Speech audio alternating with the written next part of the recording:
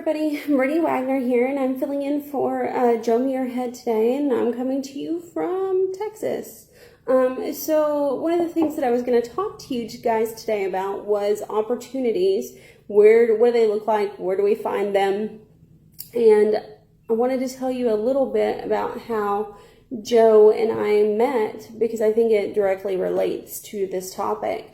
And so probably about 8 years ago, I was a noob practice owner, deciding I wanted to leave my community agency job because I just absolutely hated it there, right? And I came across this video on Facebook, and I told myself right then and there, I said, hey, Joe, I really want to work with you. I really want you as a business coach. I'm hoping that you can help me. And she said to me, you know what? I don't really take on a lot of new people for business coaching.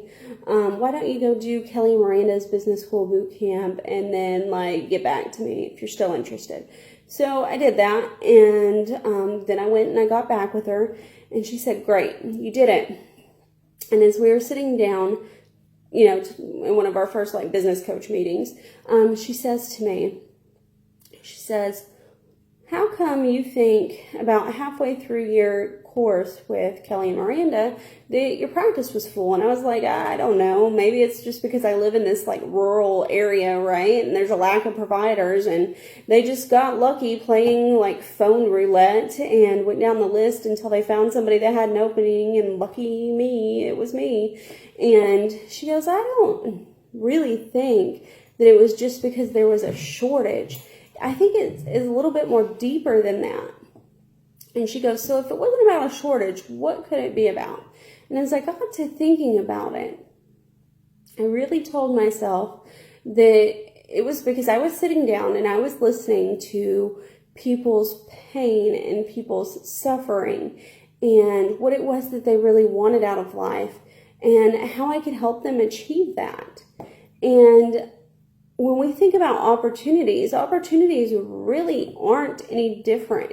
Whatever goal it is that you're wanting to achieve in private practice, the very first thing that you have to consider is your relationship with other people. What are you doing to make them feel valued? How are you listening to their pain and their suffering? And how are you helping them with that? Because it's really the basis of that builds relationships, that builds friendships, that builds connections. And without connections, we don't have opportunities, right?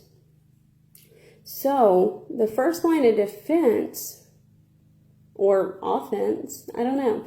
Anyways, the first line of defense or offense when it comes to opportunities is people and your connections with them, right? So, what holds us back from taking advantage of these opportunities or taking steps towards achieving these opportunities? And I'll tell you, the number one thing that gets in our way is fear, whether it's imposter syndrome, whether it's will other professionals look at me in the same light if I take this opportunity? Will clients still, come to me if I take this opportunity? Do I even have what it takes to see it through all the way, or am I just going to turn into this big old kind of failure in taking this opportunity? And I'll tell you, it's that stops us from taking a lot of risks and just trying something new, because we're just scared at the end of the day of being rejected, and we really just want to be accepted by our loved ones, by our peers, by our community. We want to feel like we belong, right? So, I had this really old professor in undergrad who was talking to us about behavioral modification. And one of the things that he said that stuck with me, that really resonated, is he goes, dogs, they don't overthink things. If they really want something, they just go after it. If they want to go chase a squirrel, they go chase a squirrel. If they want to go take the ribeye off the top of the counter, they take the ribeye off the top of the counter. They go out the gate and take a walk around the neighborhood. They don't think about it, they just do. And I think that sometimes as human beings, our thinking about stuff can really get in the way of us doing a lot of good things, a lot of innovative things, a lot of creative things. So I want to challenge you today to really think about what opportunities look like for you.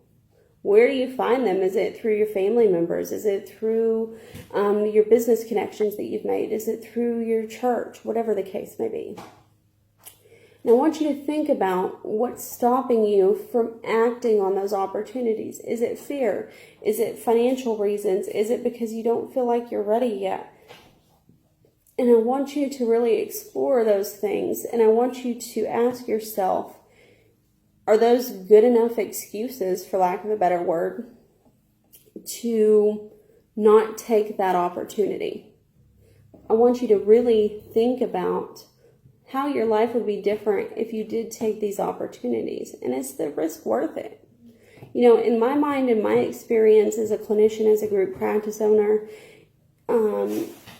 there's no opportunity out there that really isn't worth the risk. At the end of the day, you might lose a little bit of creativity, you might lose a little bit of time, and you might lose a little bit of money, but isn't going after these things what life is really made about? Because it gives us purpose, because it gives us a sense of like self-identity. It gives us a sense of adventure and passion and just meaning to our lives.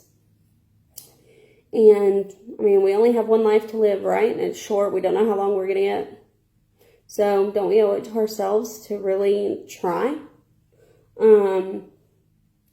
That's my thoughts about all of this, about opportunities.